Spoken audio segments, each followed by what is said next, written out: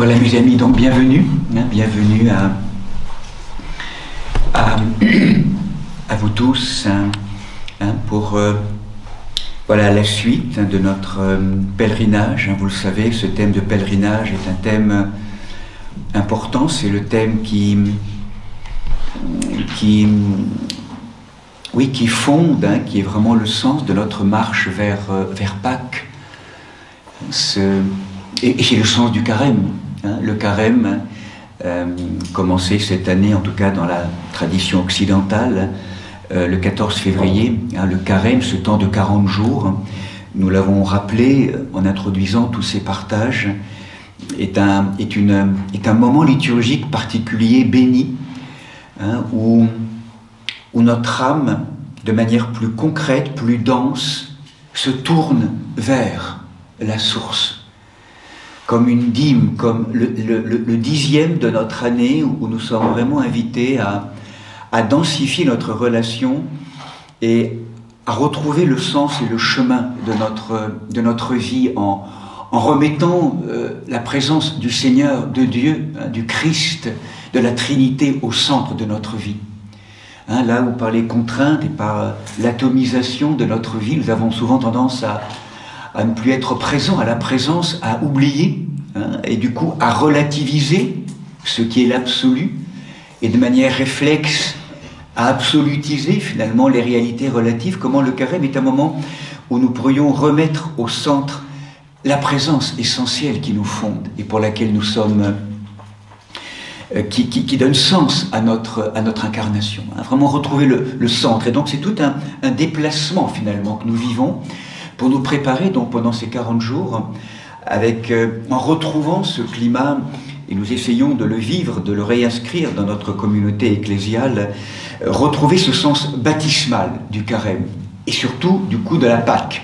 Retrouver cette dimension baptismale de l'Église est une des grandes thématiques qu'aborde, vous savez, le Père Schmemann, dans son très beau livre sur d'eau et d'esprit, sur toute l'approche justement du baptême et la manière dont il explique toutes les grandes étapes de ce baptême et comment il regrette à la fois dans la tradition orthodoxe mais aussi en Occident que l'Église justement, en ayant perdu cette notion baptismale du carême et de Pâques, cette notion profonde, a perdu du coup aussi le sens de notre chemin en Église qui est véritablement, jour après jour, ce passage de la mort à la vie. Mourir au vieil homme pour renaître, pour ressusciter. Toujours ce passage, et que ce n'est pas simplement un passage dans les fonds baptismaux à un moment donné, à travers le sens de notre baptême, mais c'est pratiquement tous les jours. Mourir, muter. Le grand sens de la croix dont nous avons rappelé à quel point il était le centre, je dirais, profond de la théologie de saint Paul. Donc, mourir et ressusciter, l'expérience baptismale, et donc du coup, effectivement, depuis le début de ce carême, pour replonger notre communauté dans cette dynamique baptismale, en lien avec l'enseignement des premières communautés chrétiennes, dans un retour aux sources tellement importantes pour nous rappeler que dans notre vie, notre expérience d'abord et avant tout, nous sommes là pour apprendre. Nous sommes à l'école de la sainteté, à l'école, je dirais, de l'art de recevoir le don de l'Esprit Saint qui, ouvrant notre matière psychique, nous invite toujours plus à devenir l'être que nous ne savons pas encore être. Je ne sais pas si je suis clair. L'avènement vraiment de cet être que nous sommes en devenir, le dessein de Dieu. On le reverra, tout ça, c'est une des grandes thématiques qu'on va peut-être aborder aujourd'hui à travers une épître en fin d'après-midi. Et donc du coup, le compagnon des chemins que nous avons choisi cette année, donc vous le savez, donc c'est la grande figure de Paul, cette grande figure solaire, voilà, l'un des piliers, je dirais, de la tradition de l'Église. Et donc nous cheminons avec Paul, donc à travers sa vie, à travers son être, à travers aussi son aventure de découverte aussi au cœur du monde de l'époque. Et donc du coup avec Paul, nous rentrons aussi dans toutes les problématiques, dans tout le bouillonnement, l'effervescence de ces premières communautés chrétiennes qui puissent vraiment féconder aussi toutes nos communautés aujourd'hui, pour retrouver l'incandescence. Encore une fois, nous l'avons souvent rappelé, nous avons pris froid à l'âme, et ce dont le christianisme, ou peut-être l'Église, a le plus besoin aujourd'hui, c'est vraiment de retrouver ce lien avec ces premières communautés chrétiennes. C'est pas pour en faire une nostalgie du passé, mais pour retrouver l'incandescence de la Pentecôte, la grâce de l'Esprit Saint. Vraiment cette présence de l'Esprit Saint, tellement importante dans nos vies, pour retrouver l'allant de notre marche, le sens de notre marche. Donc Paul, vous vous rappelez, est un homme très précieux. Il est né en l'an plus 5, donc très rapidement pour resituer l'histoire et donc pour unifier un peu ceux et celles qui viennent nous rejoindre pour la première fois aujourd'hui. Donc en l'an plus 5, juif, on va le rappeler à quel point il est né, on va le voir également de nouveau tout à l'heure, dans un contexte donc de la diaspora, donc en Turquie du Sud aujourd'hui, donc dans la ville de Tars, en Cilicie. Cet homme donc qui clairement a grandi au milieu familial, et nous l'avions rappelé donc à quel point Paul, à un moment donné, donc va migrer de Tars pour aller à Jérusalem, et là recevoir l'enseignement des plus zélés, obéissants de la loi mosaïque, de la Torah, qui sont le groupe des pharisiens, un groupe donc on pourrait dire laïque de l'époque, qui était donc très attaché au respect et à l'obéissance des règles de la loi dans la vie quotidienne. Donc Paul, Shaoul à l'époque, son nom hébreu, se met sous la protection de Gamaliel.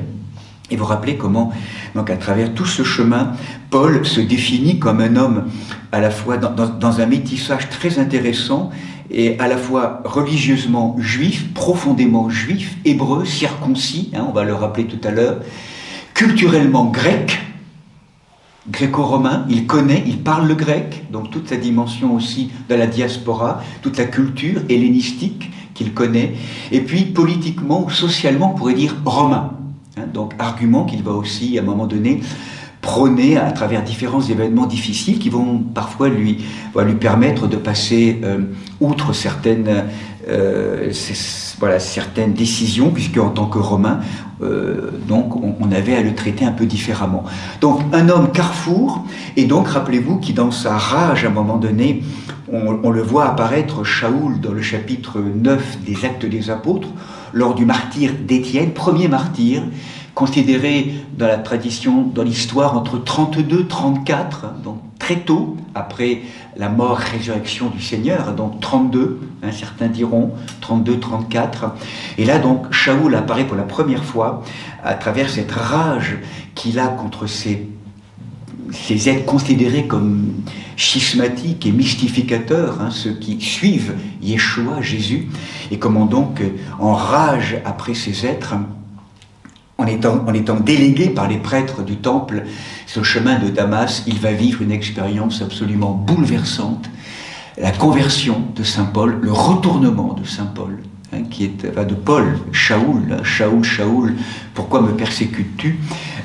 La parole de Jésus sur le chemin de Damas, où là Shaoul progressivement donc va devenir Paul, Shaoul Paulus, donc Paulus à la fois en latin c'est le petit, c'est plutôt assez péjoratif, le faible, le chétif, Paulus, et Paulos en grec, Pavlos, on avait rappelé l'étymologie possible aussi, littéralement celui qui est retourné, littéralement celui qui est retourné, il y avait un avant et un après, Paul ébloui, une lumière qui vient le frapper, le percuter, toute sa structure, la rage, tout ce qu'il habitait à ce moment-là est retourné. Il est mis à terre, il devient aveugle pendant 3 jours, il est aveuglé par cette lumière plus dense, plus radieuse que le soleil, nous rappellera l'une des 3 versions des Actes des Apôtres de sa conversion. Et voilà, Paul, littéralement, ébloui et brûlé dans sa matière. Éclairé comme de manière nouvelle dans son intelligence, il voit un mystère qui est là, qui lui est révélé. Il ne voit pas la présence du Christ, mais il l'entend, et une lumière, dans cette lumière, il voit, et en même temps, il est touché dans son cœur avec cet agapé, cet amour, il est brûlé dans son cœur. Cette conversion qui va faire que désormais, ce Paul, recevant du Seigneur, dans une des versions aussi, sa vocation, qui est désormais qu'il va être invité à devenir l'envoyé pour ensemencer les nations autres que la nation juive de cette force d'amour, de ce témoignage d'amour du Christ mort et ressuscité.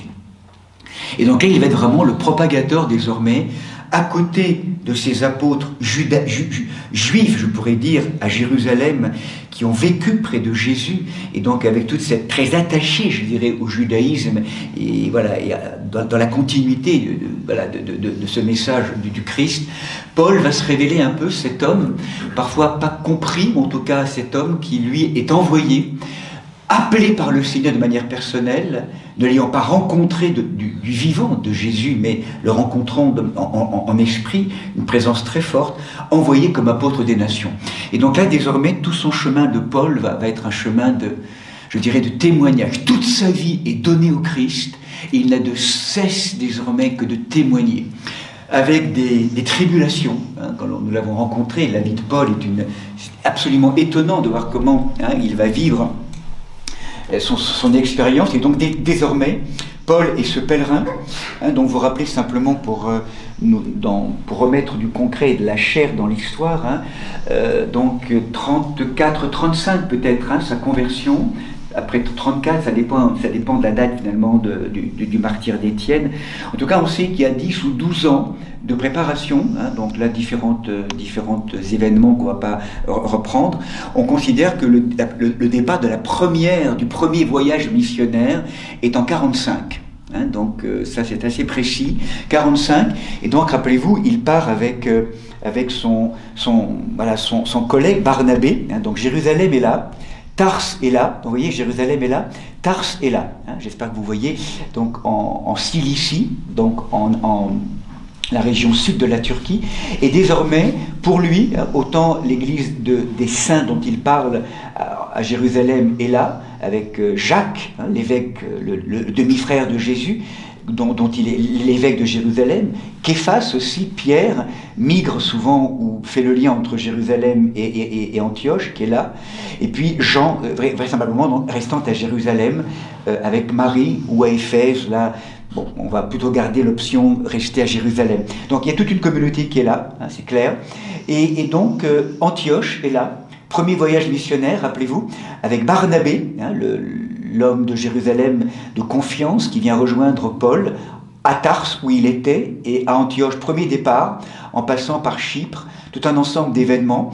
Premier contact de Paul avec sa mission, avec Barnabé qui est là. Il va aller à Antioche, faire des miracles, toujours sa prédication, et où là il va toujours rejoindre les synagogues, les lieux où sont d'abord les frères juifs de l'époque, de la tradition juive. C'est là, puisqu'il rappelle bien que la mission a d'abord été envoyée, a d'abord été inscrite pour le peuple juif, pour le peuple donc auquel appartenait Jésus. Et là, souvent, certains juifs vont accueillir vraiment certains êtres ce message, et la grande majorité faisant obstacle, et même assez violemment, à la prédication de Paul. Donc désormais, à chaque fois, il va être amené avec parfois des tribulations, des mises en prison, des lapidations, donc tout un ensemble de tribulations qu'il va vivre. En tout cas, voilà, différentes lieux, Antioche de Pisidie, puis après, différentes, à Iconium, à Lystre, et puis, à un moment donné, il revient, donc en marche arrière à rebours, revisiter ces différentes communautés, et là, repartir vers Antioche, voyage qui a duré 3 ou 4 ans apparemment, puisque c'est en 49 qu'il doit se réunir à Jérusalem pour inscrire quelque chose de nouveau que Paul a découvert avec Barnabé, c'est qu'on ne peut pas faire entrer ces personnes n'appartenant pas à la nation juive dans des contingences de circoncision inhérentes donc à la loi juive. Donc transformation un petit peu aux manières je dirais, voilà, d'aller évangéliser, d'inculturation de ce message en lien avec la cohérence culturelle des peuples rencontrés.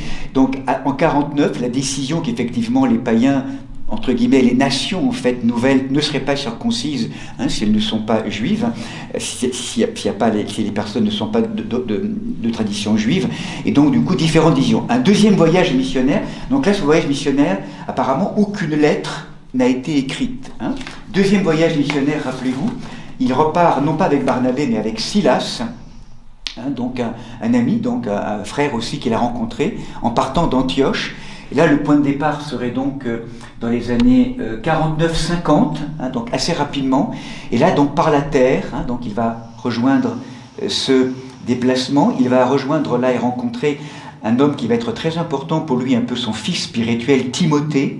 Et là, donc rappelez-vous, ces différents empêchements qu'il va définir comme étant des obstacles dans sa mission pour aller par là, puis pour aller par là.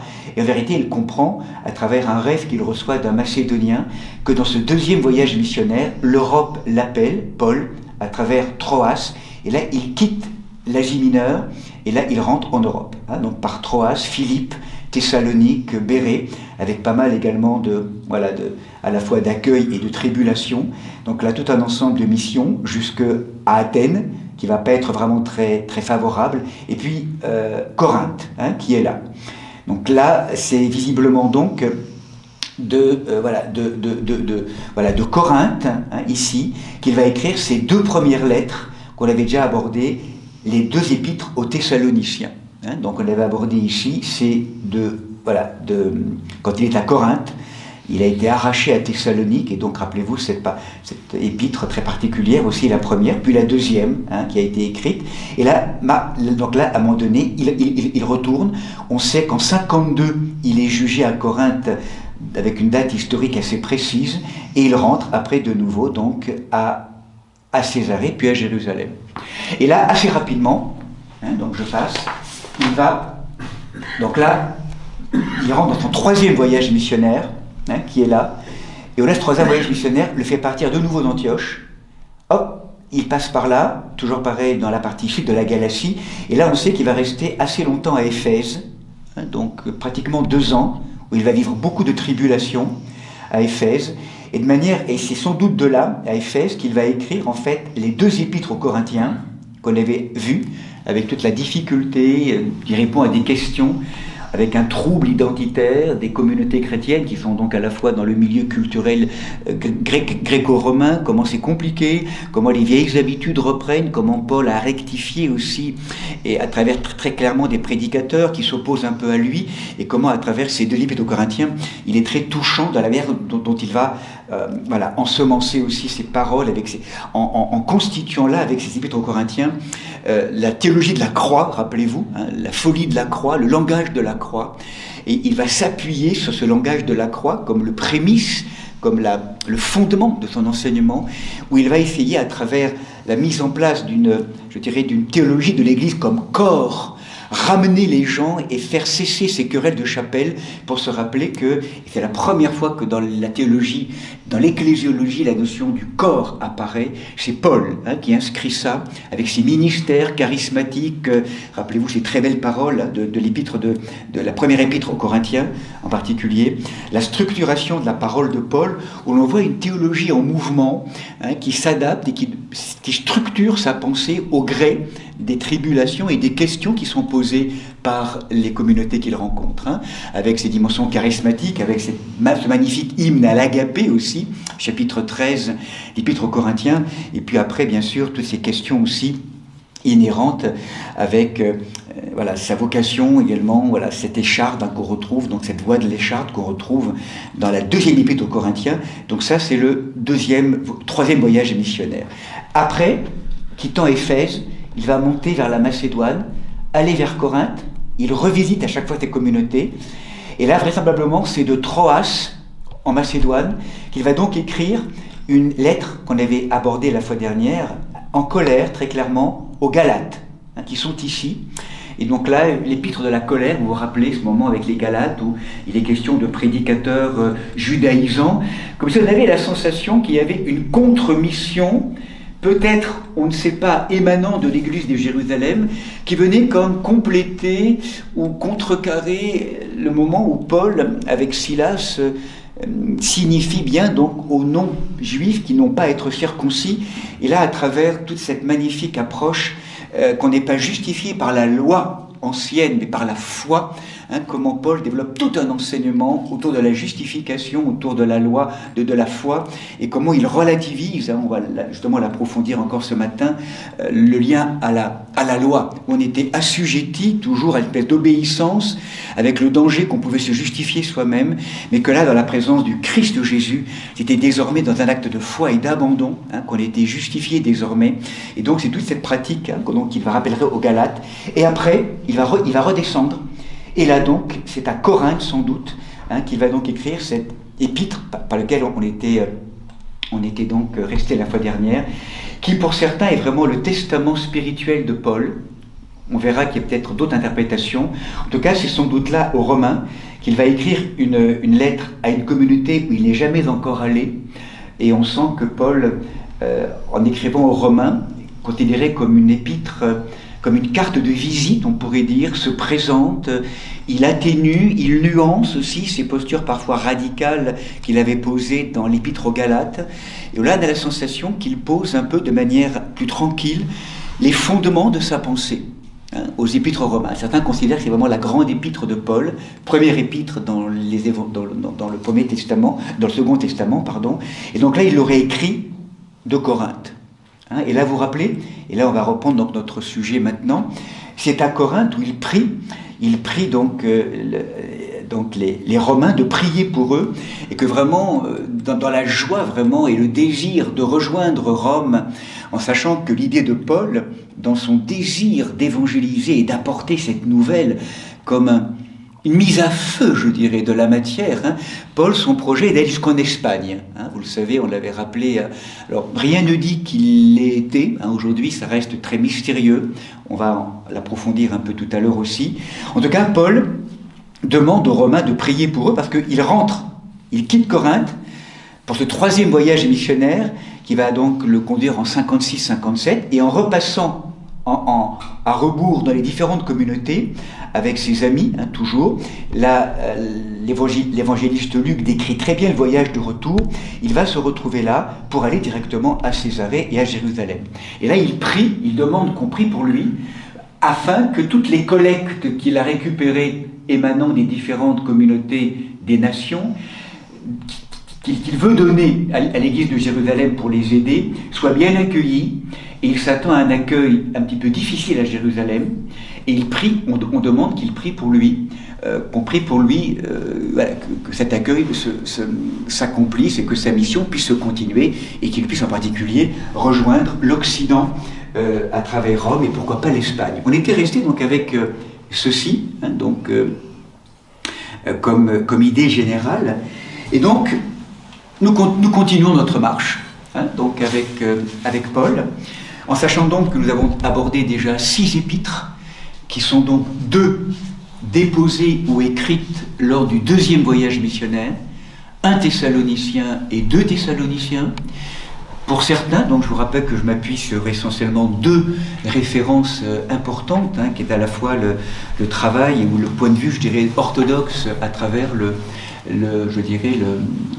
travail proposé par le père Nicolas Coulomzine, donc en lien avec ce très beau livre, l'Église du Saint-Esprit, mais là ce sont des cours, donc à travers aussi l'Institut Saint-Serge qui ont été donnés, donc je dirais le point de vue de l'Orient, et aussi ce très bel, alors, qui date aujourd'hui de 30 ans, on l'avait rappelé en 93, et là donc très, très récemment, une contemplation très intéressante et très synthétique, qui à la fois replace toute la vie de saint Paul, son humanité et la force de son témoignage en lien avec ses épîtres, donc avec un bibliste, historien, Daniel Marguerat, donc Paul de Tarse, l'enfant terrible du christianisme, qui est en fait la synthèse de tout un travail de Daniel Marguerat d'une 30aine d'années, 40aine d'années, sur Paul, donc très belle synthèse, qui date donc de 1 an, puisque le livre est sorti en 2023, donc c'est très récent. Donc là, c'est intéressant de s'appuyer sur ces deux modalités des visions, c'est là qu'on va voir qu'il y a aujourd'hui, en tout cas à partir du moment qu'on va aborder ces autres épîtres, des points de vue un petit peu différents justement. C'est pour ça que ça va être intéressant de les mettre en face à face. Donc, 6 épîtres dont on a abordé quelques aspects ensemble. Deuxième voyage missionnaire, 1 Thessaloniciens, 2 Thessaloniciens, en sachant que la deuxième Thessaloniciens aurait pu être écrit, on va le voir, c'est une des pensées actuelles, contemporaines, par des disciples proches de Paul, mais dans une deuxième génération. On pourrait dire la génération où une forme d'école paulinienne, qui n'a pas été écrite du temps de Paul, mais après, dans les années 70-80, c'est une hypothèse possible, donc à travers différents arguments dans lesquels je ne vais pas forcément rentrer. Donc la seconde aux Thessaloniciens qui serait un peu comme une rectification ou un complément par rapport à la première aux Thessaloniciens, qui elle par contre est officielle. Et rappelez-vous, c'est le premier écrit chrétien en l'an 50, qui aurait été écrit donc de Corinthe lors du deuxième voyage missionnaire de Paul à sa communauté à Thessalonique, au nord. Et là, on a après abordé 4 épîtres émanant d'un troisième voyage missionnaire, donc les 2 épîtres aux Corinthiens, très riches, très denses, et puis la dernière fois, 2 épîtres encore un petit peu plus tardives, on aborde ces épîtres chronologiquement dans le temps, visiblement, l'épître aux Galates et l'épître aux Romains. Voilà, et donc là, 6 épîtres qu'on a abordées. Et maintenant, donc, on va aborder aujourd'hui, si vous le voulez bien, 3 autres épîtres, avec une 4e qu'on abordera la fois prochaine. Et ces 4 épîtres dont je vous parle maintenant, l'épître aux Philippiens, la ville de Philippe, on va en dire quelques mots ce matin, bien sûr. Une épître qui est un billet, pratiquement un texte qui est le plus court, en fait, qui est un texte à Philémone, qu'on va aborder aussi de manière assez synthétique et voir les questions qu'elle pose. Et puis, ces épîtres, en particulier, qu'on appelle l'épître aux Colossiens et l'épître aux Éphésiens.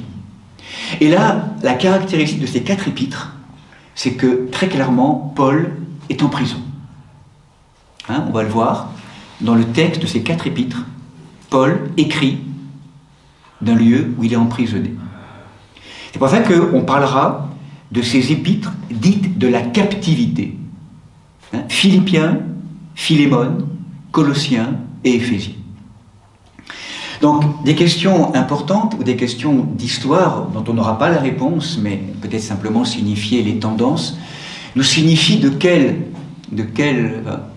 il écrit exactement, pour signifier aussi l'évolution de sa pensée. Et puis même une question beaucoup plus profonde après, on l'abordera peut-être cet après-midi, c'est la réalité, si vous voulez, des épîtres Colossiens et Éphésiens attribués à Paul, ou bien, très clairement, attribués, c'est souvent une tendance aujourd'hui assez majoritaire, à une école qui serait carrément paulinienne, autrement dit que les épîtres Colossiens et Éphésiens auraient été écrites par la seconde génération après Paul, à un moment donné où les questions que rencontre Paul sont peut-être moins celles que rencontre la deuxième génération dans les années 70-80, et où là on a la sensation de thèmes qu'aborde Paul, qu'aborde ses épîtres, qui n'ont jamais été abordés encore par l'apôtre Paul, de manière beaucoup plus générale, cosmique, comme si on avait l'impression qu'avec ses épîtres, tout le mouvement en fait prenait de la hauteur. Donc il y a différents arguments pour et contre. Moi j'aime bien l'idée aussi que propose la version plutôt orthodoxe, en tout cas il y a une trentaine d'années, peut-être que ça a évolué, mais d'entendre que c'est aussi des épîtres qu'aurait écrites Paul, mais à la fin, dans les années 62, où sa pensée aussi a beaucoup évolué, où finalement, menacé de mort, très clairement, on va le voir, il le dit, sa pensée aussi évolue, elle s'ouvre comme une espèce de synthèse. Donc c'est là où il y aura plusieurs points de vue dans l'approche. En tout cas, donc, ce que je propose simplement de signifier, la captivité. Qu'est-ce qui s'est passé lorsque Paul demandait aux Romains de prier pour lui lorsqu'il était à Corinthe, dans son retour à Jérusalem? Là, je crois qu'il nous faut revenir quelques minutes simplement sur le déroulé des événements avant de rejoindre l'épître aux Philippiens, pour mieux comprendre ce que Paul a rencontré et pour mieux du coup discerner d'où est-ce que ces épîtres ont été écrites. Donc là, je fais référence simplement et rapidement aux événements qu'on retrouve dans les Actes des Apôtres, chapitre 21, où très clairement, le moment où donc Paul rentre de Corinthe, dans son 3e voyage missionnaire, il rentre à Jérusalem, comme vous l'avez vu là, et là donc, à notre arrivée à Jérusalem, je suis chapitre 21, verset 17 des Actes des Apôtres, c'est désormais ce texte qu'on va suivre quelques minutes. C'est avec plaisir que les frères nous ont accueillis. Le lendemain, Paul se rend donc chez Jacques, l'évêque de Jérusalem, le pilier de l'église où tous les anciens se trouvaient là. Et là, une fois que Paul a raconté les miracles et toute sa, comme un compte-rendu de sa mission, donc nous sommes en 57, donc là, en 57 de retour à Jérusalem, les auditeurs rendent gloire à Dieu, et là, ils dirent à Paul, et c'est là où ça commence un peu à se crisper, « Tu peux voir, frère, combien de milliers de fidèles il y a parmi les Juifs, et tous sont d'ardents partisans de la loi. » Et c'est là où donc, ils sont au courant des bruits qui courent à ton sujet.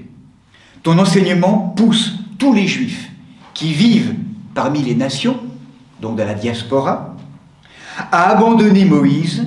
Tu leur dis de ne plus circoncire leurs enfants et de ne plus suivre les règles. Que faire? Ils vont sans doute savoir que tu es là, et donc là, il y a un danger pour toi. Donc, très vite, dès qu'il arrive à Jérusalem, il est confronté justement à ce qu'il pressentait, c'est-à-dire que la manière dont il s'y prend avec les nations n'est pas forcément corroborée par plutôt l'aile judaïsante du christianisme. En sachant que, encore une fois, dans une mauvaise interprétation, Paul n'a jamais demandé à ce que n'a pas demandé à ce que les Juifs ne soient plus circoncis. Simplement, ce qu'on reprochait, cette accusation est fausse. Ce que la contre-mission reproche à Paul n'est pas de pousser les chrétiens d'origine juive, juive à quitter leurs coutumes ancestrales, mais d'autoriser les croyants qui viennent des nations, donc non juifs, de s'abstenir des rites juifs, de la circoncision. Donc c'était ça que Paul promouvait. Donc c'est là où peut-être il y a une nouvelle interprétation, je dirais, de cette parole. Et donc Jacques propose finalement à Paul, le texte suit après, de démontrer publiquement à ces hommes qui pourraient être contre lui, ses bonnes intentions, alors en accompagnant dans le temple 4 hommes qui étaient liés par un vœu, bref, pour montrer que Paul, étant un bon propagateur du christianisme, il doit maintenant prouver qu'il est un bon juif. On pourrait dire ainsi comme cela. À travers un rituel, à travers un accompagnement qu'on lui demande, en l'occurrence d'accompagner 4 hommes, et Paul y souscrit vraiment, donc à ce moment-là. Et au moment donc où ces 4 hommes sortaient de 7 jours de purification donc au temple, avec Paul, qui donc consent à prouver à tous celles et ceux qui sont là aussi qu'il est un bon propagateur de la judaïté parmi le peuple juif, et bien là, des hommes, une foule, donc des personnes vont donc soulever, Israélites au secours, le voilà, l'homme qui combat notre peuple et la loi et ce lieu, dans l'enseignement qu'il porte partout et à tous. Il a même amené des Grecs dans le temple. Bref, le guet-apens.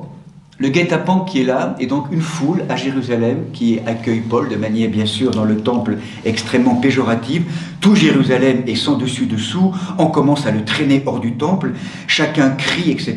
Et donc, du coup, les pouvoirs romains sont mobilisés, le tribun, qui, en fait, protège Paul à un moment donné,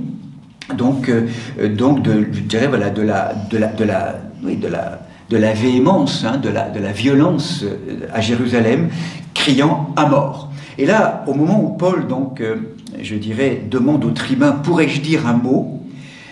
Alors tu sais le grec. Et donc là, le tribun comprend que c'est pas forcément quelqu'un qu'il recherchait pour avoir soulevé ces derniers temps toute une population. Donc Paul n'est pas celui-là. Et Paul donc décrit: moi, reprit Paul, je suis juif de Tarse, citoyen d'une ville qui n'est pas sans renom. Je t'en prie, autorise-moi à parler au peuple. Et là, donc, Paul, pour se défendre, a ce deuxième témoignage de sa vocation sur les marches du temple, donc un grand silence s'établit. Il parle en langue hébraïque. « Je suis juif, né à Tars en Cilicie, mais c'est ici, dans cette ville, que j'ai été élevé et que j'ai reçu au pied de Gamaliel une formation stricte. » Donc on l'avait déjà abordé, tout cela. Le discours de Paul, en fait, donc le discours de Paul continue. Il explique qu'en étant à Damas, il tombe par terre. « Shaoul, Shaoul, pourquoi me persécuter ?» Bref, il explique son expérience. Et là, eh bien, de retour à Jérusalem, donc les personnes, donc à ce moment-là, donc une fois qu'il a terminé son discours, les Juifs qui avaient écouté Paul, eh bien, jusqu'à ces mots, se mirent alors à pousser des cris qu'on débarrasse la terre d'un tel individu, il ne doit pas rester vivant. Bref, donc tout un ensemble de choses qui vont se passer à ce moment-là.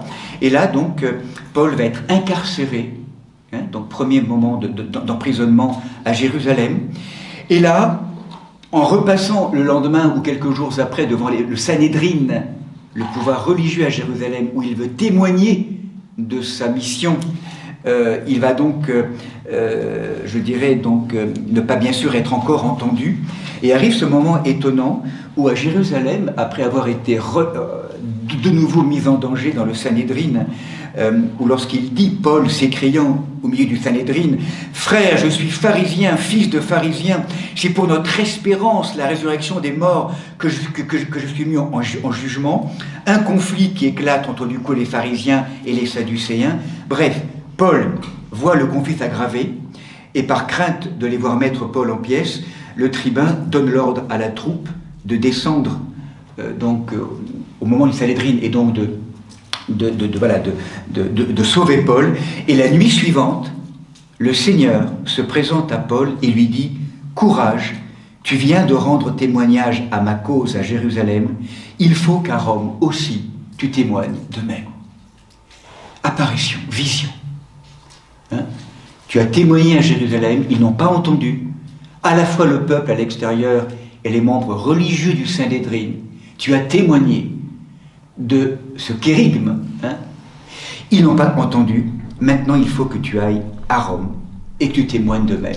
Donc là, très clairement, certains juifs, certains religieux ne vont pas en rester là. Ils veulent comploter et tuer Paul. Et là, le tribun, averti par un des cousins de Paul de la machination, va transférer Paul à Césarée, hein, donc de Jérusalem à Césarée, donc Jérusalem, Césarée qui est juste à côté. Et là, donc, arrive à Césarée un moment étonnant, donc là aussi je passe assez vite, où Paul va de nouveau aussi vivre une forme de réquisitoire avec un tribunal, avec différents personnages. En tout cas, il est dit qu'à un moment donné, Paul, donc, va rester... il va rester en fait donc 2 ans, hein, à Césarée, emprisonné. Voilà, donc il dit, Paul en était là, et là donc il va dire, le roi se leva, cet homme, donc 2 ans où il va rester à Césarée. Puis à un moment donné, au bout de 2 ans, il va être à nouveau en procès avec l'un des responsables de l'époque, le roi qui a changé, qui n'est plus Agrippa, mais qui est Festus, enfin bon, tout un ensemble de changements, et qu'à un moment donné, Paul, en tant que citoyen romain, au bout de 2 ans d'emprisonnement à Césarée, demande à être entendu par la cour de César, qui de manière, en tant que romain, et là, c'est là où le roi, donc Agrippa, de manière conclusive, cet homme ne fait rien qui mérite la mort ou les chaînes. Agrippa confia à Festus, cet homme pouvait être relâché s'il n'en avait pas appelé à l'empereur. Mais Paul a cette vision ou cette perspective que désormais il lui faut aller coûte que coûte à Rome. Hein? Et donc là commence, et donc je vais être assez rapide, tout un 4e voyage, hein, qui est donc ce voyage qui va l'amener, on pourrait dire, de Jérusalem, Césarée, ici, où il va donc tout un voyage vers Sidon, et après tout un voyage qui va durer de nombreux mois avec des tempêtes, où Paul va à un moment donné leur dire qu'il ne faut pas prendre la mer, tout un ensemble de tribulations, en passant par la Crète, le naufrage, où il va donc témoigner qu'il n'y aura aucun mort parce que Jésus est là pour sauver, pour accompagner Paul dans son témoignage vers Rome, et donc il va arriver dans ce voyage, et il arrive à Rome, ici, hein, sans doute dans les années 58-59 à Rome, et donc il va être là désormais pendant 2 ans, emprisonné, je dirais en tant que citoyen romain, il va être emprisonné à Rome, dans ce voyage de Malte, donc à Rome, il découvre Malte, et là donc il va être emprisonné, où il est accueilli en Italie par des amis, par des frères, et là donc lors de l'arrivée à Rome, donc Paul a obtenu l'autorisation d'avoir un domicile personnel avec un soldat pour le garder, et donc toute une vie aussi désormais emprisonnée en garde à vue, on pourrait dire, dans une maison qui lui appartient. Et il est dit tout à fait à la fin des Actes des Apôtres. Donc Paul vécut ainsi 2 années entières à ses frais, et il recevait tous ceux qui venaient le trouver, proclamant le règne de Dieu et enseignant ce qui concerne le Seigneur Jésus-Christ avec une entière assurance et sans entrave. Les Actes des Apôtres s'arrêtent là. Donc l'emprisonnement de Paul à Rome, 60-62. Paul est incarcéré. Donc la question maintenant vient, d'où est-ce que les 4 épîtres qu'on va rencontrer maintenant ont été écrites, hein? Est-ce que c'est à Césarée? Sans doute que non. Rome, c'est possible. D'autres hypothèses arrivent aujourd'hui, en particulier pour la première qu'on va aborder, c'est l'épître aux Philippiens. C'est qu'elle aurait été écrite lorsqu'il était à Éphèse, bien que les Actes des Apôtres n'en parlent pas de cet emprisonnement, mais à travers différents arguments. Certains disent que la première épître qu'on va aborder maintenant aux Philippiens, c'est à Éphèse où Paul décrit qu'il a été malmené. Il a aussi dit qu'il avait été emprisonné par ailleurs en dehors de Rome. Donc on sent que là, il y a dans l'histoire quelque chose d'un peu confus ou de difficile à repérer dans la manière dont ces épîtres et d'où est-ce qu'elles sont parties. Ceci étant posé, avec ce bémol aussi de l'évolution de la pensée de Paul, je propose maintenant qu'on entre dans cette épître que je voulais vous partager ce matin, qui est donc la première épître dite de la captivité, soit écrite à Rome, qui est la version que choisit plutôt Daniel Marguerat, pour différents arguments, donc 60-62, soit écrite 10 ans auparavant, d'Éphèse, avec certains aspects aussi intéressants qu'on pourrait retrouver, peu importe. Maintenant, ce qu'on va être invité à entendre, c'est peut-être ce que cet épître aux Philippiens voudrait nous dire pour les temps actuels, et donc en plongeant dans cette épître, donc particulièrement ce matin. Et en vous rappelant, parce que cette épître est une épître particulière, en fait on pourrait dire que le maître mot de cette épître, c'est la tendresse, qui relie Paul à cette communauté, aux Philippiens. Et les Philippiens, c'est intéressant à entendre, il a donc rencontré l'épître ou la ville de Philippe, donc dans les années 49-50, donc là il nous faut revoir simplement quelques instants les Actes des Apôtres aussi, lors du 2e voyage missionnaire, lorsqu'il est passé en Europe, quittant l'Asie mineure, il a rejoint Troas, et là à Philippe, c'est une des premières villes qu'il va donc rencontrer, qui est en fait une ville donc romaine, lorsqu'il a passé Troas. Dans le chapitre 16, versets 6 et 10, il rentre à Philippe. Philippe, qui est une petite Rome, on pourrait dire, avec une ville composée de vétérans, soldats cultivateurs. La population juive y est peu nombreuse. Une pratique religieuse autochtone, avec des cultes d'Osiris ou de Dionysos, donc ressuscité comme Osiris. Bref, le témoignage qu'on a, la ville de Philippe, là je rejoins les Actes des Apôtres, prenant la mer à Troas, nous avons mis le cap directement sur Samothrace, Néapolis et ensuite Philippe, ville principale du district de Macédoine. On a passé quelque temps dans cette ville. Le jour du Shabbat, on en a franchi la porte pour gagner le long d'une rivière un endroit où, pensions-nous, devait se trouver un lieu de prière. Donc, quelque part, très clairement, un lieu de délocalisation de ces modalités un peu de prière différentes que le culte grand-main de l'époque, en dehors de la ville. Et là, une fois assis, nous avons parlé aux femmes qui se trouvaient réunies. Et l'une d'elles, nommée Lydie, une marchande de pourpre, originaire de la ville de Thyatire, qui adorait déjà Dieu, était toute oreille, car le Seigneur avait ouvert son cœur.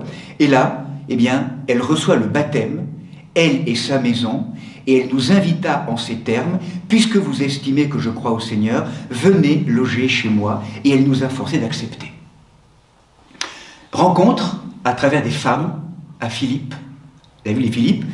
Puis ensuite, un jour que nous nous rendions au lieu de la prière, une jeune servante qui avait un esprit de divination venait à notre rencontre, et puis très vite on se rend compte que cette femme est habitée par un esprit en fait qui n'est pas la présence de Jésus-Christ.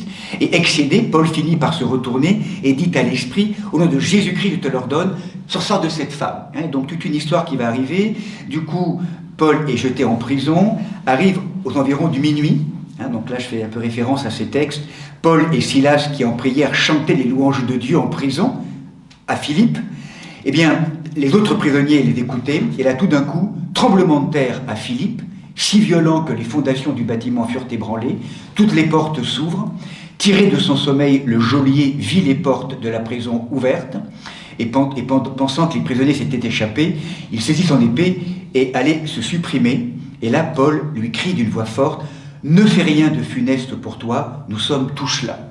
Conversion du geôlier et sa famille. Bref, Paul, très clairement le lendemain ou les jours après, est invité à quitter la ville de Philippe. Et là donc, eh bien, il va s'excuser auprès du geôlier et de la famille. Et là, une fois sortis de prison, Paul et Silas allèrent trouver Lydie, virent les frères pour les encourager, et ils repartirent. Donc, moment douloureux à Philippe. Rejoignons maintenant l'Épître aux Philippiens. Donc, c'est quelques années après qu'il écrit cette lettre.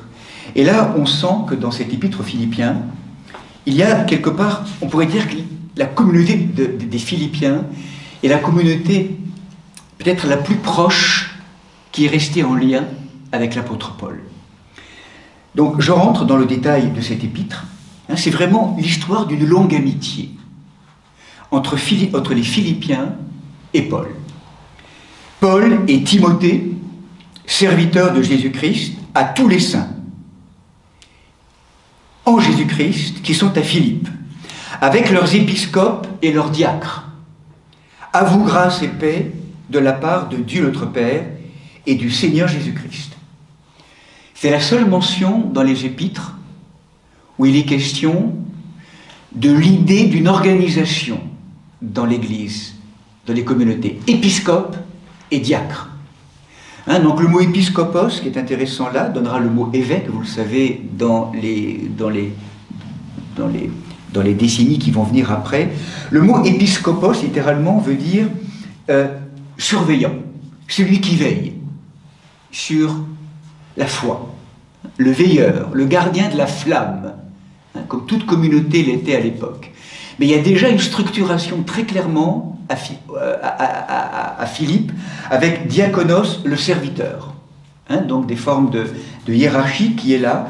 Paul est au courant de ces deux fonctions. Donc l'église de Philippe, on pourrait dire, c'est comme organisée sur le modèle d'association qui existait à l'époque dans le monde gréco-romain, avec le modèle particulièrement donc des collèges ou qui existaient et qui témoignent, on pourrait dire, de l'insertion des premières communautés ecclésiales dans le tissu sociopolitique de la Grèce romaine, de la société gréco-romaine. Donc là, c'est intéressant aussi de voir comment tout ça se construit.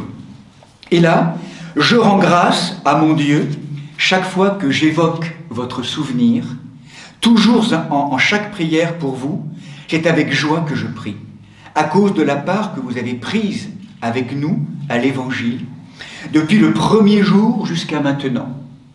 Telle est ma conviction, celui qui a commencé en vous une œuvre excellente en poursuivra l'achèvement jusqu'au jour de Jésus-Christ. Toujours l'attente de la venue, du retour du Christ. Il est bien juste pour moi d'être ainsi disposé envers vous tous, puisque je vous porte dans mon cœur, vous qui dans ma captivité comme dans la défense et l'affermissement de l'Évangile, prenez tous part à la grâce qui m'est faite. Oui, Dieu m'est témoin que je vous chéris tous dans la tendresse de Jésus-Christ. Littéralement dans les entrailles, le mot qui est là, de Jésus-Christ. Voilà, épître de la tendresse.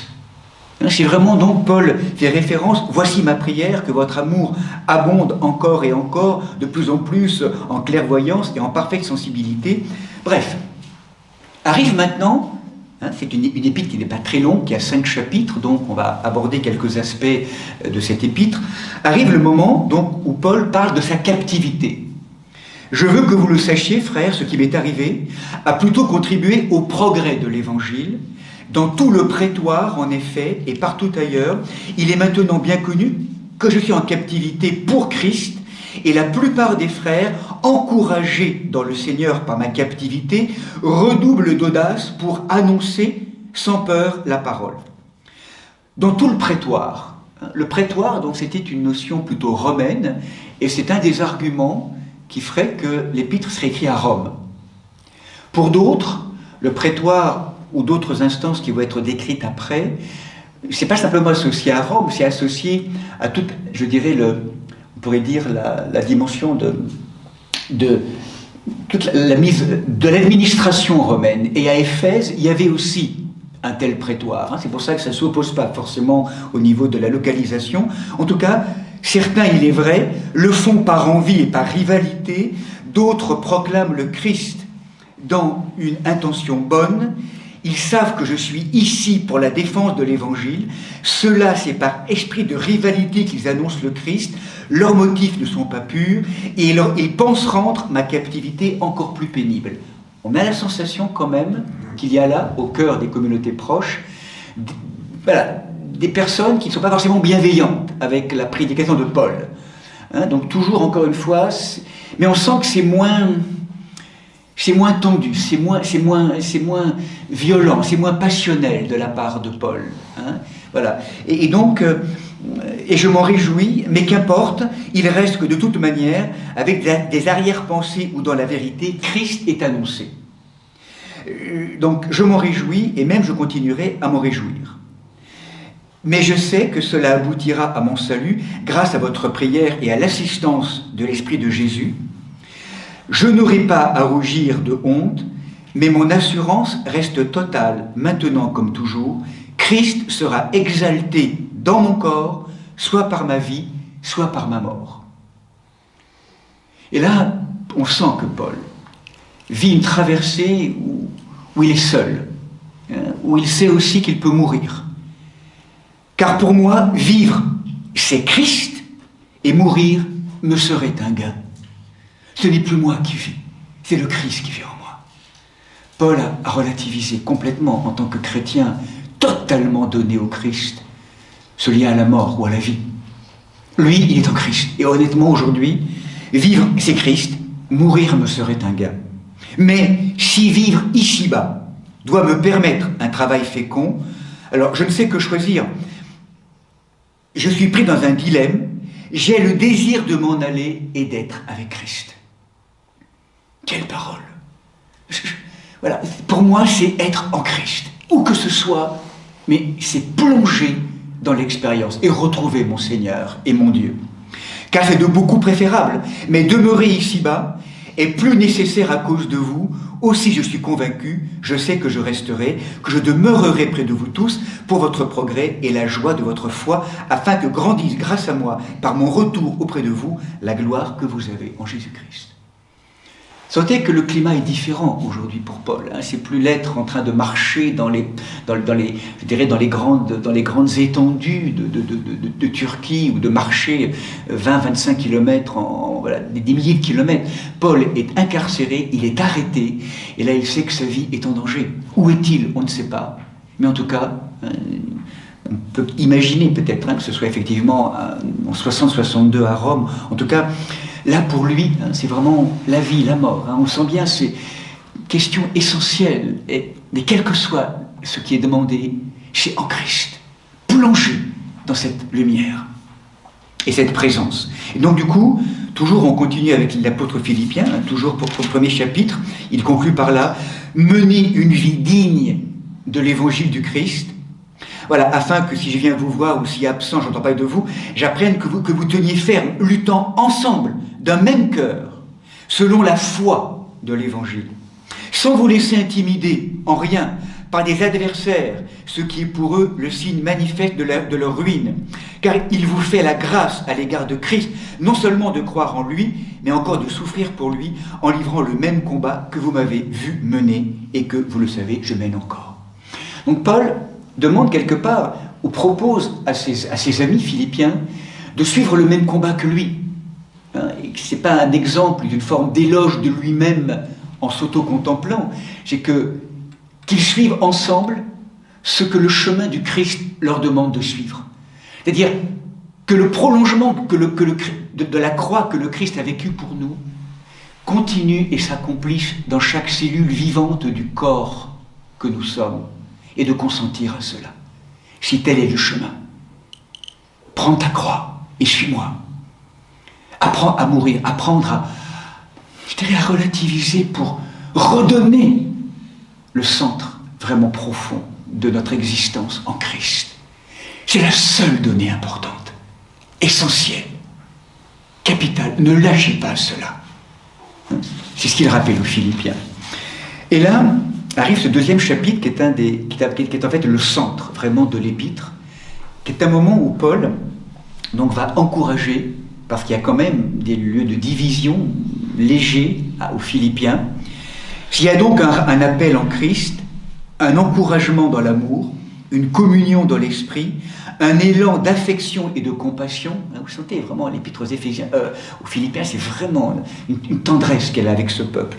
Alors comblez ma joie en vivant en plein accord. Ayez un même amour, un même cœur, recherchez l'unité. Ne faites rien par rivalité, rien par gloriole, mais avec humilité. Considérez les autres comme supérieurs à vous. Que chacun ne regarde pas à soi seulement, mais aussi aux autres. Oh, vous sentez bien, là, il y a toute une éthique de comportement, de responsabilité, d'écoute de l'autre, des plus proches, dans nos familles, nos parents, nos enfants. Un authentique chemin spirituel nous oblige, nous convoque, nous invite vraiment à entrer en relation vivante avec nos frères et sœurs, avec nos proches, en tout cas de faire le pas, le travail, avec parfois des actes aussi à poser, bien sûr.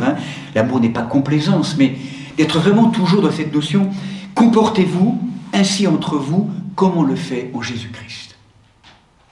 Donc cette éthique de responsabilité, cette éthique baignée dans la présence du Christ, qui nous oblige, qui nous convoque, eh bien, Paul va l'étayer en nous posant un hymne qui est en fait l'un des grands hymnes fondateurs que l'Église va beaucoup honorer, peut-être qui circulait à l'époque à Philippe ou dans les églises, émanant peut-être d'une tradition d'Isaïe, diront certains. Cet hymne magnifique qui a été, oui, on pourrait dire, le texte fondateur pour définir la divino-humanité de Jésus-Christ au cœur des premiers conciles. Ce texte, vous le connaissez, comme on le fait en Jésus-Christ. Lui qui est de condition divine, de forme divine, littéralement, d'essence divine, de condition divine, n'a pas considéré comme une proie à saisir d'être l'égal de Dieu. Un peu comme, en creux, une référence peut-être au livre de la Genèse, je dirais, du couple Adam et Ève, ou Ish et Isha, mais qui est toujours notre tentation à nous, c'est de se prendre pour Dieu, de rapter le fruit de l'extérieur, vous êtes comme des dieux, et de devenir Dieu, mais sans Dieu. Lui, Jésus, de condition divine, n'a pas considéré comme une proie à saisir d'être l'égal de Dieu. Mais il s'est dépouillé. Le mot ékénosène, qui est un mot fondateur, la kénose. Il s'est dépouillé, prenant la condition de serviteur, devenant semblable à nous, aux hommes. Et par son aspect, il était reconnu comme un homme. Il s'est abaissé, devenant obéissant jusqu'à la mort, à la mort sur une croix. Voilà, là on est en train de définir ce que les anciens parlent comme cette grande thématique de la kénose, de l'anéantissement, de l'évidement. Hein, on pourrait presque dire, je dirais, voilà, cet évidement, en fait, qui est vraiment, je dirais, la notion de cette, littéralement, le mot kénosène, hein, le mot, donc, kénosène, qui est là, c'est se vider, se dépouiller jusqu'au fond. Là, on est vraiment dans le vécu d'une humilité profonde. Hein, cette kénose. Hein, donc, lui qui est de condition divine, donc là, les anciens nous parlent, hein, je ne rejoindrai pas complètement à ce moment-là, la contemplation qu'en fait Daniel Marguerat, qui, voilà, là c'est peut-être plus l'approche orthodoxe vraiment de cette divino-humanité, qui est vraiment déposée là dans ce texte, hein, de condition divine, n'a pas considéré comme une proie à saisir d'être l'égal de Dieu.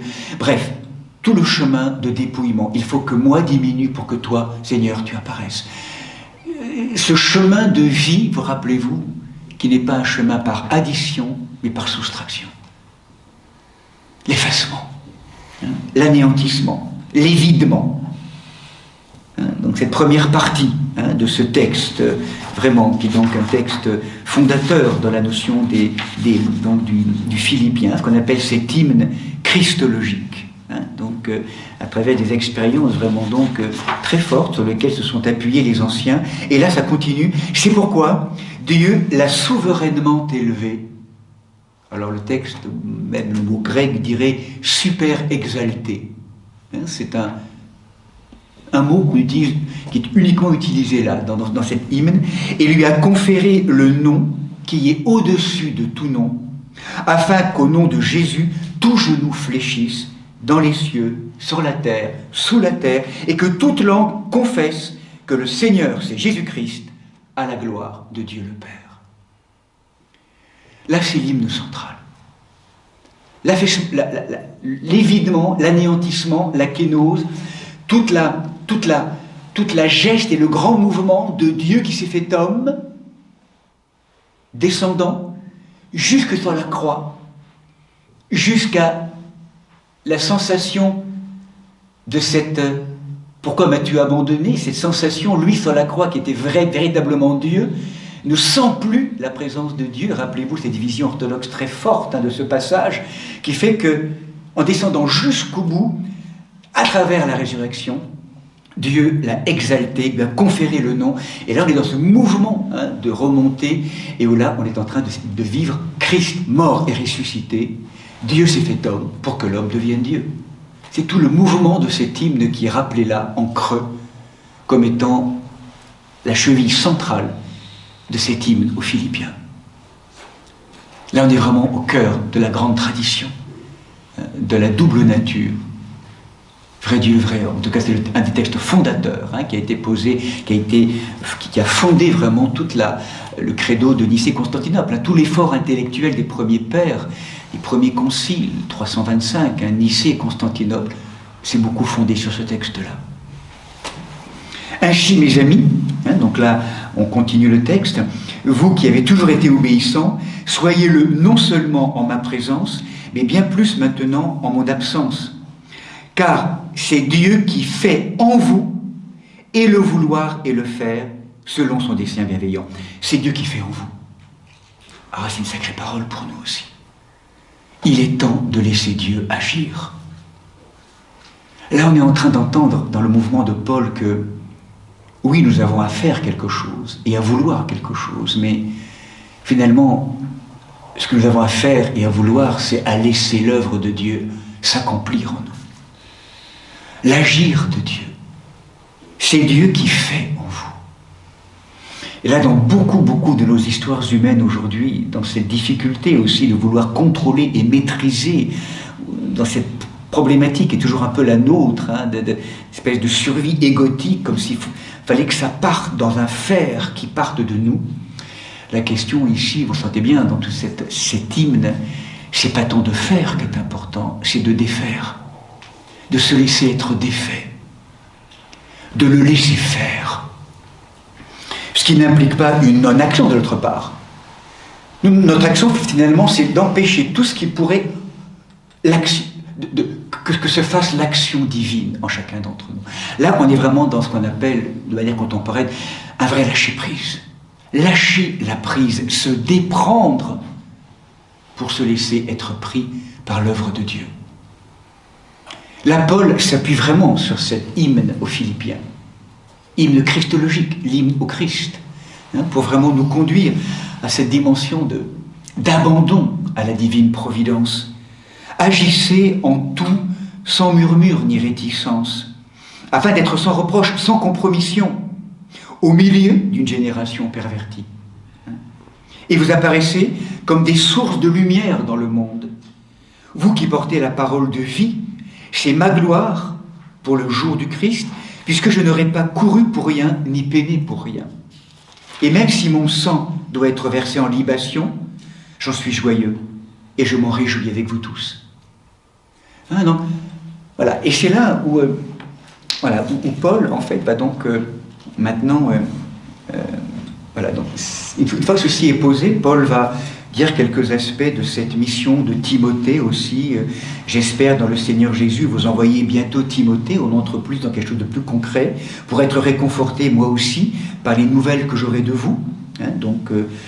Également intervient un être important qui est Épaphrodite, qui apparemment vient de Philippe et qui a été envoyé par la communauté de Philippe pour accompagner Paul dans sa mission, dans sa captivité. Et Épaphrodite donc, a été emprisonné avec Paul, mais comme Épaphrodite donc, a été malade, donc bien près de la mort, Dieu a eu pitié de lui, mais aussi encore de moi. Je m'empresse donc de vous le renvoyer, afin qu'en le voyant, vous vous réjouissiez encore et que moi je sois moins triste. Donc là, on sent que la communauté de Philippe va jusqu'à envoyer l'un des leurs pour accompagner Paul en captivité. Cette amitié très forte entre cette communauté et Paul. Réservez-lui donc dans le Seigneur un accueil vraiment joyeux. Il a risqué sa vie. La joie, au cœur même des tribulations. Et là, troisième chapitre arrive, où là, Paul rappelle encore une fois, et là on va prendre, là c'est le seul moment dans l'épître où c'est un peu plus, je dirais, michaélien, quelque chose le climat change. Au reste, mes frères, réjouissez-vous dans le Seigneur. Il ne m'en coûte pas de vous écrire les mêmes choses, parce que c'est un affermissement. Et là, prenez garde aux chiens. Wow, de nouveau. Et là, très clairement, ce sont des êtres qui sont là, prêchant ou accompagnant la communauté de Philippe avec des intentions qui ne sont pas forcément bienveillantes. Ou en tout cas, qui peuvent être... comment on pourrait dire, qui peuvent être de nouveau, en fait, on sent derrière peut-être quelque chose d'une contre-mission, ou bien éventuellement des paroles auxquelles Philippe pourrait encore donner. Prenez garde aux mauvais ouvriers, prenez garde aux faux circoncis, car les circoncis, c'est nous qui rendons notre culte par l'Esprit de Dieu, qui plaçons notre gloire en Jésus-Christ, et qui ne nous confions pas en nous-mêmes. On retrouve là, rappelez-vous, cette polémique très forte en Galates et en Romains. C'est pas par la loi et la circoncision qu'on sera justifié, même si la loi peut être sainte, il l'a rappelé aux Romains, mais c'est par la foi en Jésus-Christ. Donc là, on a des relents, très clairement, de ce qui s'est passé en Galates et aux Romains. C'est pour ça que, peut-être diront que certains, que cette épître, elle aurait pu être écrite lorsque Paul est à Éphèse, en lien avec les Galates. On a un peu une forme de quelque chose d'un peu, voilà, ou pas. Pourtant, j'ai des raisons d'avoir confiance aussi en moi-même, si un autre croit pouvoir se confier en lui-même. Et là, maintenant, Paul va décrire son pédigré à travers un passage qui est très intéressant pour nous, d'une expérience qu'il a vécue pour rappeler aux Philippiens le passage du pédigré honorable à l'époque sur lequel s'inscrit sans doute ces mouvements judaïsants, au pédigré de l'homme abandonné, humilié, en croix, qu'est le Christ, et secondairement, qu'est Paul. Écoutez ça, le pédigré. Moi, circoncis le 8e jour, de la race d'Israël, de la tribu de Benjamin, hébreu, fils d'hébreu, pour la loi pharisien, pour le zèle persécuteur de l'Église, pour la justice qu'on trouve dans la loi, devenue irréprochable. Ça, je connais. Or, toutes ces choses qui étaient pour moi des gains, je les ai considérés comme une perte à cause du Christ. Mais oui, je considère que tout est perte en regard de ce bien suprême qu'est la connaissance de Jésus-Christ, mon Seigneur. À cause de lui, j'ai tout perdu, et je considère tout cela comme ordure, afin de gagner Christ et d'être trouvé en lui, non plus avec une justice à moi, qui vient de la loi, mais avec celle qui vient par la foi au Christ, la justice qui vient de Dieu et qui s'appuie sur la foi. Jamais Paul n'a été aussi loin dans la logique de la loi et de la foi. Là, on sent que Paul, juif, il le rappelle tellement fort dans cette carte, ce pédigré honorable de l'époque, dans le monde juif, gréco-romain, est balayé. Mais vraiment, le mot ordure, c'est presque le mot excrément, hein, c'est un mot très fort que dit Paul. Tout cela, on n'est pas sauvé par cela. On est sauvé par la connaissance et la présence de Jésus-Christ, qui est passé par la croix, humilié. Donc, jamais Paul ne s'est aussi positionné, comme si on pourrait dire le Paul chrétien, le Paul habité de la présence du Christ, de la reconnaissance de son Seigneur, vient interpeller ce monde judaïsant, mais aussi peut-être le Shaoul qu'il était avant la conversion. Il connaît ce monde et il vient de le resituer. Il vient de ce monde-là. Vous, je connais tellement le monde que vous continuez à proclamer en faisant référence aux êtres peut-être judaïsants ou d'une contre-mission qui continuent à vouloir imposer aux nations la circoncision ou l'obéissance à la loi alors qu'ils ne sont pas juifs, ces êtres nouvellement appelés par le Seigneur. Et là, Paul, sans arrêt, et là on retrouve vraiment le climat de Galates et Romains qu'on avait abordé la fois dernière. C'est pas par la loi que nous serons justifiés. Il y a quelqu'un qui est le visage, la quintessence, qui vient accomplir la loi, qui est le beau visage de la Torah incarnée, et qui nous rappelle qu'au-delà de cette obéissance à la loi, dont le piège est d'être devenu légaliste et tatillon, à tel point qu'on a oublié l'esprit de la loi, et qu'on est de nouveau attaché à des choses extérieures, en oubliant que ce qui est l'essence de la loi, c'est l'amour, c'est l'agapé. Et le Christ vient récapituler ces deux grandes lois du Premier Testament pourtant. Tu aimeras ton Dieu et tu aimeras ton prochain, à l'égal de toi-même ou comme toi-même. L'agapé, l'hymne aux Corinthiens, chapitre 13. Paul est béni de cela. La foi. Notre relation, on pourrait dire, le passage de la loi à la foi, c'est quelque part aussi passer dans cette dimension très justicière ou très une espèce de vérité qui est importante, ô combien. Mais tant qu'on en reste là, vous sentez, ça manque de cœur, ça manque de confiance, ça manque de foi peut-être aussi en quelqu'un, dans ce visage. Et la loi a pris un visage. A pris un visage, et là, dans le visage, on descend dans le cœur. Le cœur est le lieu où nous rentrons dans un monde de présence. La loi, la foi, le visage. Le visage de Yeshua qui ne vient pas abolir la loi, mais qui vient l'accomplir, qui vient lui donner un visage, qui vient lui donner l'esprit, le sens, la quintessence. Et là, Paul vient vraiment en frontal, régulièrement, je dirais,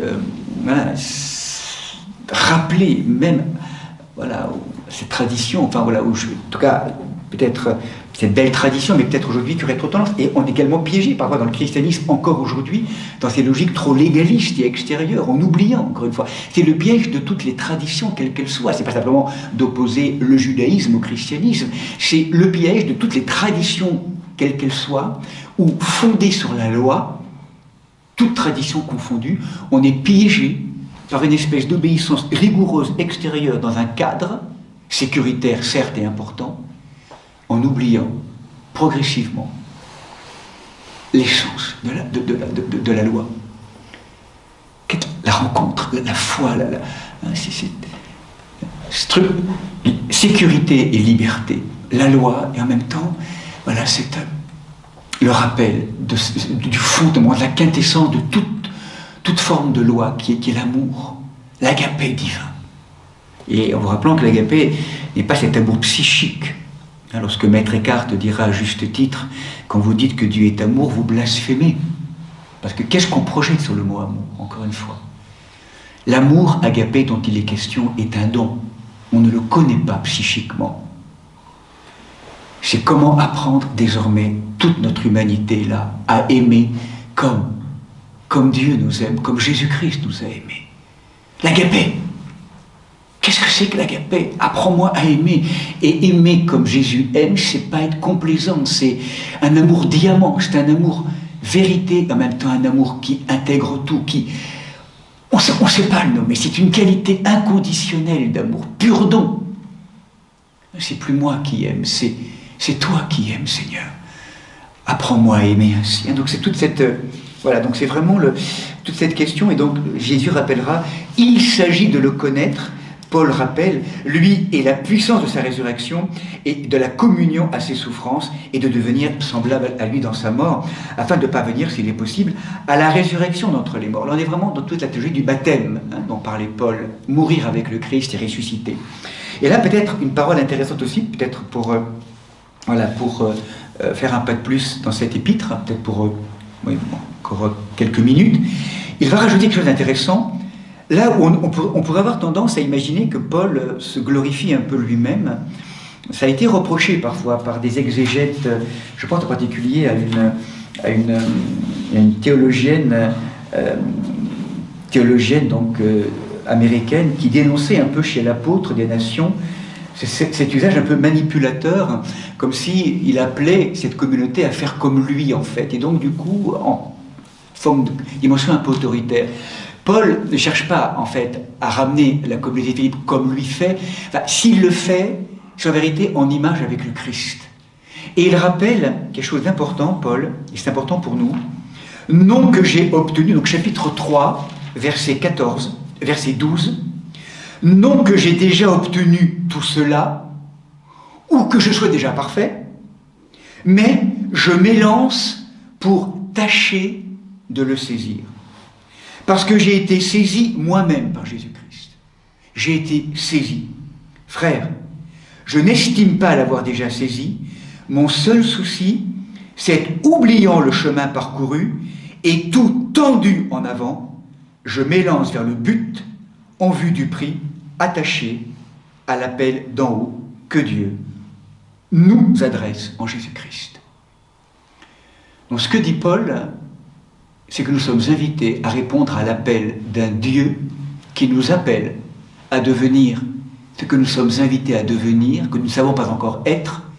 Et ça, c'est très intéressant, ce mouvement qui nous est décrit là, tout tendu vers ce but. On ne dit pas tout contracté, tout tendu vers le but. Je n'estime pas l'avoir déjà saisi. C'est se laisser être saisi par l'Esprit qui nous tend vers. Eh bien, ce mot, en hébreu, en grec, est un mot très important, c'est le mot épektasis. L'épectase. Tout à l'heure, je l'écrirai parce que je n'ai pas le tableau. Ce mot épectase, E-P-E-C-T-A-S-E, l'épectase, ça va être l'un des points d'appui, je dirais, de la grande théologie autour du désir d'un des grands-pères, par exemple, cappadocien qu'on appelle Grégoire de Nice. Et il va faire de l'épectase l'image qui est celle d'un coureur tout entier, tendu vers le but. Et de découvrir que toujours en progrès. C'est-à-dire que ce qu'on a reçu comme grâce, et qui pourrait être un lieu d'accomplissement, et on pourrait s'y arrêter, et on pourrait du coup, je ne sais pas comment dire, s'arrêter à cela, comme une forme de réalisation partielle. Pour Grégoire de Nice, mais aussi pour Paul, c'est le point de départ d'une nouvelle expérience qui va nous conduire vers une autre expérience, vers un autre accomplissement. Et Grégoire de Nice aura dans ses homélies sur le Cantique des Cantiques un moment bouleversant, de commencement en commencement pour des commencements sans fin. Cette épectase, l'être en désir. On ne sera jamais arrivé. Et c'est pas grave. C'est pas le but d'arriver. Enfin, comment je pourrais dire? Le chemin, c'est le but. Le chemin, c'est la tension vers. Et là, saisi par le Christ, en nous ouvrant à cette saisie-là, tendu vers ce but, de commencement en commencement, vers des commencements sans fin. Nous marchons. Nous sommes marchés. Aimantés. Vers cette tension vers. C'est une attitude que Grégoire de Nice, justement, à l'opposé de certains philosophes hellénistiques à l'époque, qui considéraient le mouvement comme une instabilité, et au contraire l'état d'arrestation, ou l'état, je dirais, de stabilité, plutôt comme la synthèse du chemin. Grégoire se place en frontal par rapport à ça, et il dit justement que la perfection, je dirais, la perfection pour l'être humain, justement, c'est ce progrès, cette notion de cette marche tendue vers. Grégoire de Nice aura cette chose suivante, dirait la chose suivante: comme le dit l'apôtre Paul, par la tension épectase vers ce qui est en avant, les choses qui paraissaient auparavant parfaites tombent dans l'oubli. En effet, la réalité toujours plus grande et se manifestant comme un bien supérieur attire à elle les dispositions de ceux et celles qui y participent et leur interdit de regarder vers le passé, secouant le souvenir de biens inférieurs par la jouissance de biens plus éminents. Donc on pourrait dire qu'on est délivré d'un amour que par un amour plus grand, toujours. Et le grand danger de la vie spirituelle, c'est de s'arrêter ou de se croire arrivé. L'épectase, la tension vers, congélation, arrestation, saisie, toujours en marche vers un au-delà, vers un autrement. Et Paul, là, vraiment nous rejoint là de manière très profonde dans une expérience. Mon seul souci, oubliant le chemin, je m'élance vers le but, tout tendu en avant. Et ce n'est pas une contraction. Vous sentez, ce qui est intéressant aussi pour nous intérieurement, c'est que ce n'est pas une saisie égotique de vouloir. Parce que corporellement, vous le vérifierez, dès qu'il y a saisie égotique de vouloir tendre du point de vue du moi, ça se contracte physiquement, ça se crispe, ça se met en tension, ça devient un peu nerveux, je ne sais pas comment dire, c'est impatient. C'est pas l'histoire, ça. Ça peut être la tentation de rajouter du mouvement égotique. Là, ce dont parle saint Paul, c'est une espèce de vigilance, de détente, et saisi par l'Esprit Saint, on est tendu vers le but. Parce que notre âme appelle aussi, bien sûr. Mais c'est une tension sans contraction, je ne sais pas comment dire. C'est à trouver à l'intérieur, ça. Et donc c'est pas sans nous, c'est pas une espèce d'indolence où tout est mou en nous. Il y a une âme qui est là, appelée à être appelée, ou qui appelle à être appelée, et qui appelle à être aimantée. C'est une posture intérieure. On pourra peut-être en dire quelques mots tout à l'heure en fin de journée, mais c'est une tension sans une contraction. Peut-être là que c'est important à préciser dans cette perspective intérieure. Donc, il dira donc, tous ensemble, imitez-moi, frères et sœurs, fixez votre regard sur ceux qui se conduisent suivant l'exemple. Beaucoup, en effet, je vous le disais souvent, se conduisent en ennemis de la croix du Christ, etc. Leur fin, leur Dieu, c'est leur ventre, et leur gloire, ils la mettent dans leur honte. Donc toujours là, les rappel aussi avec la notion d'une humanité qui n'est pas saisie par tout cela et qui se laisse avoir ou manipuler par des forces ces forces d'avidité, ces forces de voracité, ces forces de compensation, de survie égotique à travers des logiques donc de remplissage, mais qui ne se tournent pas. On avait rappelé cette notion entre la chair et l'esprit avec toutes les approches de saint Paul en Galates et avec les Romains. Car notre cité à nous est dans les cieux, d'où nous attendons comme sauveur le Seigneur Jésus-Christ, qui transfigurera notre corps humilié pour le rendre semblable à son corps de gloire, avec la force qui le rend capable. Transfiguration de notre corps humilié pour le rendre semblable à son corps de gloire. Tout le travail de l'œuvre de l'Esprit Saint. On ne parle pas encore vraiment de l'homme ancien et de l'homme nouveau, on le verra avec l'épître aux Colossiens, un peu plus tard, la transfiguration, quelque chose de l'ordre de nouveau. Et donc, voilà, je termine par là. Ainsi donc, frères bien-aimés, que je désire tant revoir, vous, ma joie et ma couronne, tenez ferme, de cette façon, tenez ferme, dans cette qualité, donc, autour de cet hymne aux Philippiens, se rappeler ce qu'a été le Christ et comment il a manifesté sa divino-humanité en prenant en creux toutes nos représentations, comment aussi finalement moi-même, dans cette kénose que le Seigneur m'a demandé de vivre, quittant toute forme d'honorabilité telle que c'était conçu à l'époque, j'ai consenti aussi en Christ à cette humiliation, à cette tribulation, à ce vécu et à tout ce travail vraiment intérieur. En Christ, je vous propose de m'imiter, mais en m'imitant, c'est d'imiter le Christ en moi. C'est pas de m'imiter comme étant une personne élogieuse. Je suis en marche, je suis un coureur en marche, je suis un croyant en marche. Je suis vraiment un croyant en route, comme vous, en marche. Mais en Christ. Et donc comportez-vous ainsi avec concorde. Donc là, très clairement, j'exhorte Évodie et j'exhorte Syntyche à vivre en plein accord dans le Seigneur. Ce sont deux femmes de la communauté de Philippe, où très clairement c'était apparemment un peu compliqué entre elles, chapitre 4, verset 2.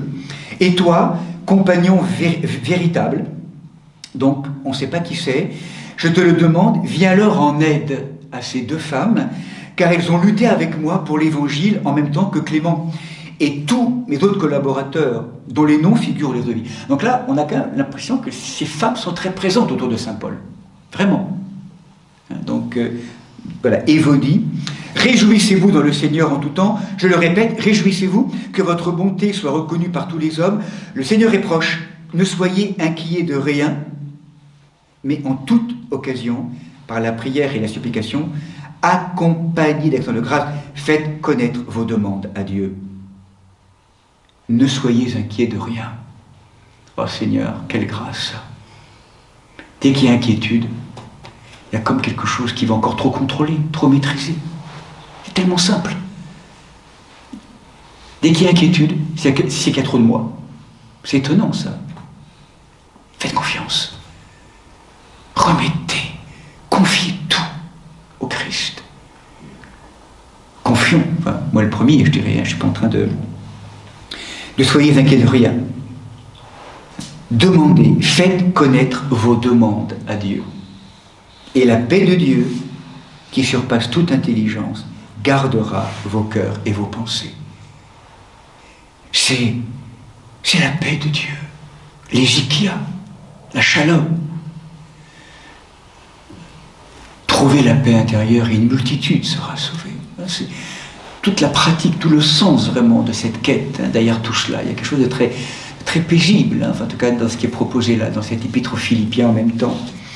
Tout ce qu'il y a de vrai, tout ce qui est noble, juste, pur, digne d'être aimé, d'être honoré, ce qui s'appelle vertu et ce qui mérite l'éloge, tout cela, portez-le à votre actif.